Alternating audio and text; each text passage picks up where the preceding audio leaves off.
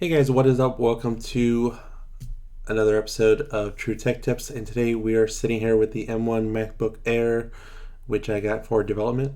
So let's take a look and let me tell you a little bit what I've experienced over the last week and whether or not I think it's the right thing for you to buy right now. And yeah, let's go for it. So first thing you have to do is, because things like Homebrew and things like that, they're not built for M1 Mac yet. So you have to go to your utilities and you have to put your terminal to run in Rosetta mode only. So do that, just click on get info. And then this will be unchecked. Go ahead and check this to open using Rosetta. And that will make sure that the Rosetta, like the translator that kind of does the Intel to M1 processing, it'll use Rosetta. That being said, let's take a look at some performance of it. Overall, I think the Mac is excellent. I think it's very fast. This is M1. This is the native Chrome build. And, it's pretty quick. A little bit jitters, when you try to resize the window, but it's nothing terrible. I did buy the 16 gigabyte version of RAM, so I just thought that was a little bit better for me. And then I only got 256 gigabytes of storage, which in hindsight, maybe I regret not spending the extra money for the 512, but it'll work for now. So overall, I think it's very quick, very fast. So very happy with that. I'll just open this as well. We'll kind of keep this open and just see. All right, so right now, 7% system, memory. Currently using about 8, 9 gigs, 10 gigs of memory. So let's see what's hogging it all. OBS is running about a gig. Google Chrome is about 300 megabytes. Google Chrome Helper, so Chrome altogether is like a gigabyte. So definitely think about that. Definitely get 16 gigabytes of RAM, because as you can see, I'm already using 11 gigs. And not too many cache files, and let's see, not that much swap used. So that's not bad.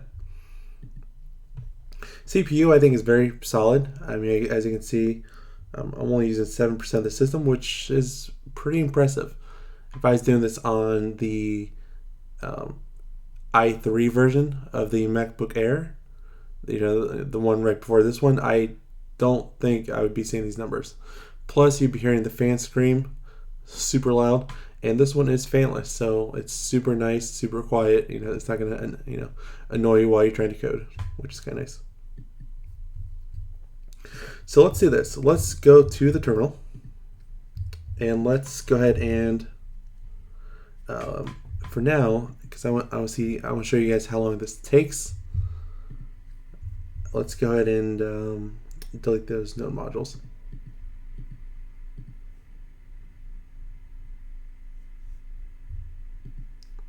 Close out that. Okay.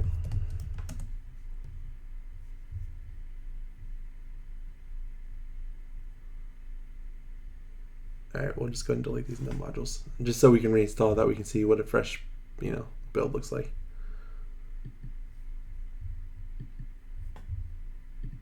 Cool. There we go. And as you can see, I do have Yarn. I have Node. So npm. So whatever you like, use the npm or Yarn, can work just fine. Let's use Yarn since we already have some Yarn log files. So let's do that. We will just Yarn and install some dependencies, and let's take a look.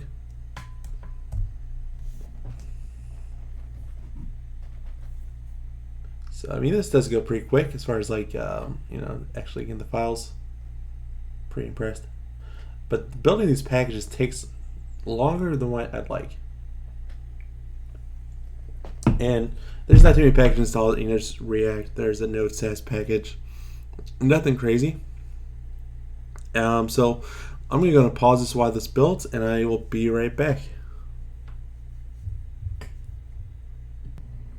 Alright, so it took about 92 seconds, which is, I think it's a little bit slow. I'll have to do a video follow-up to see what it actually was on my iMac, which is, it's an older quad-core i5. So, I mean, is it really fair comparison? No, because M1's supposed to blow it away as far as like processing power. But until we get everything running natively, I think you're going to see some slowdowns. But 92 seconds is not bad, right? So let's go ahead and let's go and start up server. So we'll click yarn start, and as you can see, this does start super fast, which I'm impressed by. And this is not my finished portfolio. This is only my I just started playing with this parallax effect. So keep that in mind. It's not done yet. So as you can see, it's pretty quick. I mean, it's not bad, right? However, what I have seen, let's go ahead and change this. A little bit of delay when you try to update. It is a little bit slower than I'd say an Intel native, machine would run, but I think that'll be improved over time once everything starts running natively. But my biggest concern is that every now and again this will just error out. It'll say like error code 3, and don't know why it just breaks. So I don't know if that's something to do with Rosetta, if it's something to do with whatever it is.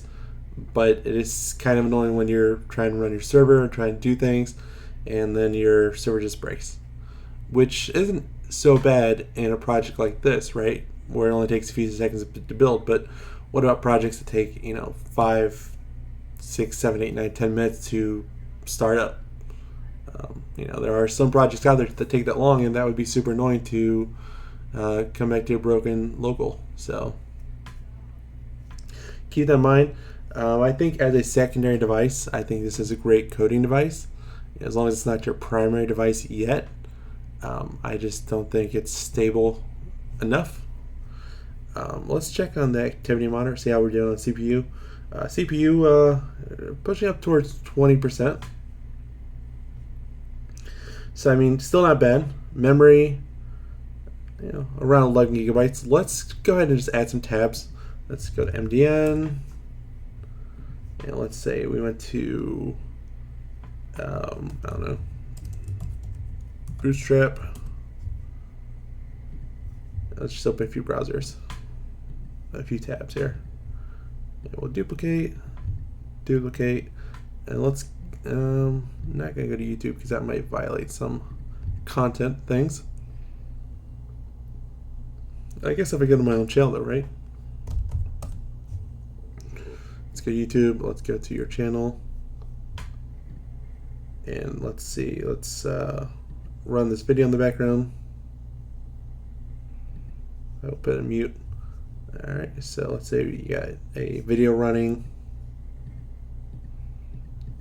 And so now how are we looking on memory?